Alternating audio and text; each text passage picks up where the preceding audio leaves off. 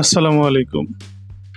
আজ চলে আসছি বাংলাদেশ এয়ারফোর্স মিউজিয়ামে। সম্পূর্ণ মিউজিয়ামটি উড়ে উড়ে ঘুরে ঘুরে দেখব এবং আপনাদেরকেও দেখানোর চেষ্টা করব। বাংলাদেশ এয়ারফোর্স মিউজিয়াম ঢাকার আগারগাঁওয়ে 2014 সালে প্রতিষ্ঠা করা হয়। বিমান বাহিনীর গৌরবময় ঐতিহ্যের ইতিহাস ও সাফল্যকে নতুন প্রজন্মের কাছে তুলে ধরার লক্ষ্যেই এই জাদুঘরটি নির্মাণ করা হয়।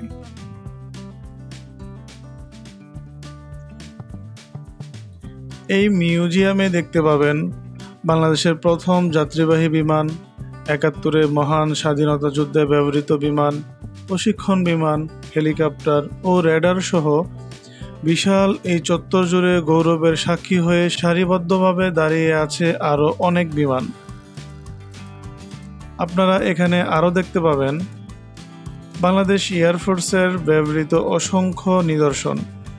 মিউজিয়ামটির বিশাল এই চত্বরে থিম পার্ক ও প্লেনের মধ্যে রেস্টুরেন্ট। বাংলাদেশ এয়ারফোর্স মিউজিয়ামে যাওয়ার জন্য আমরা মেট্রো রেল ব্যবহার করেছি। আগারগাঁও মেট্রো রেল স্টেশনের পাশেই এই মিউজিয়ামের অবস্থান।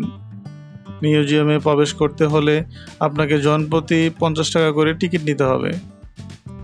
এই মিউজিয়ামে দেখা যাবে সারিবদ্ধভাবে সুন্দর করে সাজিয়ে রাখা হয়েছে বাংলাদেশ বিমান বাহিনীর ব্যবহৃত বিমান, হেলিকপ্টার, প্রশিক্ষণ বিমান, যুদ্ধ বিমান ও রেডার সহ বাংলাদেশ এয়ারফোর্সে ব্যবহৃত অসংখ্য জিনিসপত্র। তাহলে চলুন আজকে ঘুরে ঘুরে দেখি।